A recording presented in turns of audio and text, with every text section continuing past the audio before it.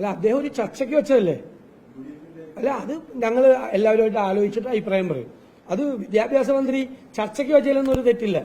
അധ്യാപക സംഘടനകൾ അവർ അഭിപ്രായം പറഞ്ഞു, മാറ്റരുത്, ചൂട് കാലമാണ് ഏപ്രിൽ മെയ്, ഈ ചൂടത്ത് കുടിവെള്ളക്ഷാമം ഉണ്ടാകുന്ന സമയമാണ്, കനത്ത ചൂടാണ്. ആ കനത്ത ചൂടായതുകൊണ്ടാണ് ആ സമയത്ത് വെക്കേഷൻ കൊടുക്കുന്നത്.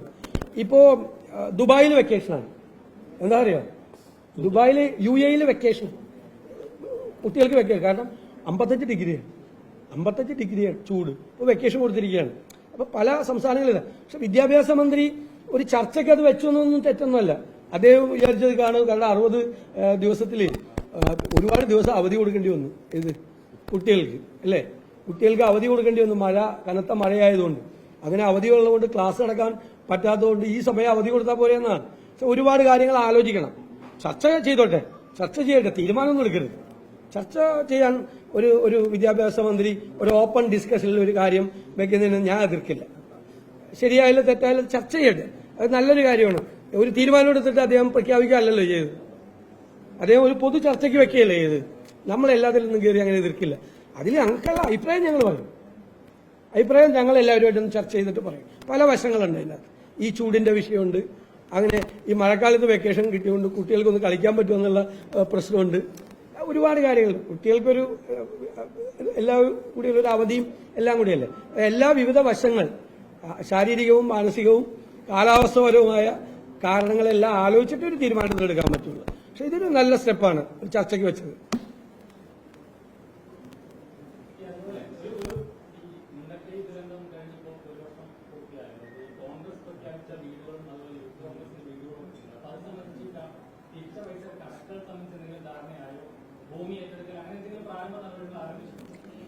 മുസ്ലിം ലീഗ് 100 വീട് പറഞ്ഞിട്ടുണ്ട്. ആ 100 വീടിന്റെ സ്ഥലം ഏറ്റെടുത്തിട്ടുണ്ട്. അവരുടെ നിർമ്മാണ പ്രവർത്തനം ആരംഭിക്കും. ഇത് വൈകാൻ കാര്യം സർക്കാരാണ്. കാരണം ഞങ്ങൾ സർക്കാരുമായിട്ട് സഹകരിച്ച് ചെയ്യാമെന്നുള്ള വിവിധ ചർച്ചകൾ നടത്തി. 8-9 മാസം കഴിഞ്ഞപ്പോഴാണ് സർക്കാർ ഏകപക്ഷീയമായ ഒരു പരിപാടി അടിച്ചേൽപ്പിച്ചത്. അതിനോട് യോജിക്കാൻ ഞങ്ങൾ തയ്യാറല്ലെന്ന് ഞാനും പ്രതിപക്ഷ ഉപനേതാവും മുഖ്യമന്ത്രിയെ അറിയിച്ചു. അത് കഴിഞ്ഞാണ് ഞങ്ങൾ രണ്ടു കൂട്ടരും സ്ഥലം അന്വേഷിച്ചു പോയത്. കോൺഗ്രസിന്റെ സ്ഥലം എടുക്കുന്ന, കാരണം നിയമപരമായ പ്രശ്നങ്ങളുണ്ട്. ഗവൺമെന്റ് പോലും സ്ഥലം ഏറ്റെടുക്കാൻ വേണ്ടിയിട്ട് 8-9 മാസം 10 മാസം ഏറ്റെടുത്തു. സർക്കാർ സ്ഥലം ഏറ്റെടുക്കാൻ 10 മാസം എടുത്തു. ഞങ്ങളിപ്പോൾ ഒരു 2 മാസമോ 3 മാസം എടുത്തപ്പോഴേക്കും അതൊരു അസ്വസ്ഥതയാകേണ്ട ആവശ്യമുണ്ടോ? ഞങ്ങൾ രണ്ടു കൂട്ടരും സ്ഥലം ഏറ്റെടുക്കുകയും 2 കൂട്ടരും 100 വീട് വെച്ച് ചെയ്തു കൊടുക്കുകയും ചെയ്യും. 100 വീട് വെച്ച് ചെയ്തു കൊടുക്കും. സ്ഥലം ഏറ്റെടുക്കുന്നതിന്റെ നടപടികൾ ഞങ്ങൾ നടത്തിക്കൊണ്ടിരിക്കുകയാണ്. പിന്നെ പിരിച്ച കാശ് ഞങ്ങൾ പാർട്ടിയിൽ കണക്ക് വെച്ചിട്ടുണ്ട്. എന്റെയും KPCC പ്രസിഡന്റിന്റെയും ജോയിന്റ് അക്കൌണ്ടിലാണ് പൈസ വന്നിരിക്കുന്നത്. അതിൽ നിന്ന് 1 രൂപ പോലും അതിൽ നിന്ന് ആരും എടുത്തിട്ടില്ല. യൂത്ത് കോൺഗ്രസിന്റെ അക്കൌണ്ട് യൂത്ത് കോൺഗ്രസിന്റെ അക്കൌണ്ടിൽ നിന്നാണ്.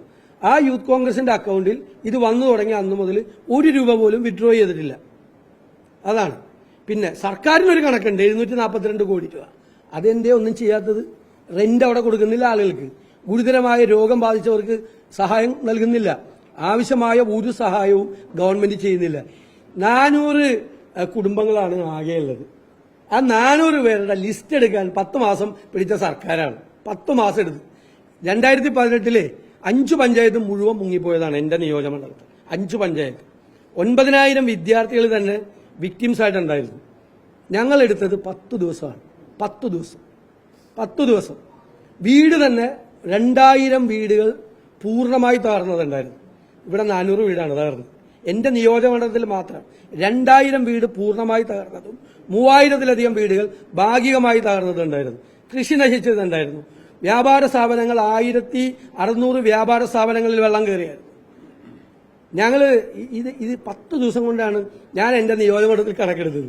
400 വീട് തകർന്നിട്ട് അതിന്റെ അവസാനം 10 മാസം കഴിഞ്ഞിട്ട് തയ്യാറാക്കിയ ലിസ്റ്റ് പോലും തെറ്റായിരുന്നു. അതിന് പോലും കഴിവില്ലാത്ത ഒരു സർക്കാരാണ്. ഒന്നാം വാർഷികമായി ആകെ ഇത്രയും പേരേ ഉള്ളൂ വിക്ടിംസ്. 3 പഞ്ചായത്ത് വാർഡാണ്.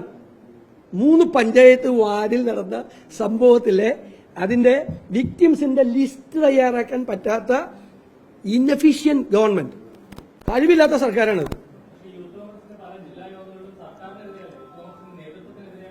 അത് നിങ്ങൾ എഴുതുന്ന വാർത്തയാണ്. അങ്ങനെയൊന്നും ഒരാക്ഷേപവും യൂത്ത് കോൺഗ്രസിലൊന്നുമില്ല. നിങ്ങൾ ഇത് മറച്ചു വയ്ക്കാൻ വേണ്ട 742 കോടി രൂപ നാട്ടുകാരുടെ പൈസ സംഭാവന മേടിച്ച് ട്രഷറിയിൽ ഇട്ടിട്ട് ഒരു കാര്യവും ചെയ്യാതിരിക്കുന്ന ഒരു സർക്കാർ ഒരു വീട് പോലും വെച്ചിട്ടില്ല. ഞാൻ വേറെ ഒരു പ്രൈവറ്റ് സംഘടന കൊടുത്ത 14 വീടിന്റെ താക്കോല് ഞാൻ പോയി കൊടുത്തു. ഫിലോ കാലിയ എന്ന് പറയുന്ന ഒരു സംഘടന 14 വീട് വെച്ച് കൊടുത്തു. 14 വീടിന്റെ താക്കോല് ഞാൻ പോയി കൊടുത്തു. എന്നെ കൊണ്ടാണ് അവർ കൊടുപ്പിച്ചത്. ഈ സർക്കാരിൽ ഒരു വീട് ഇതുവരെ വെക്കാൻ പറ്റിയിട്ടില്ല. ഇത് വാർത്താനം.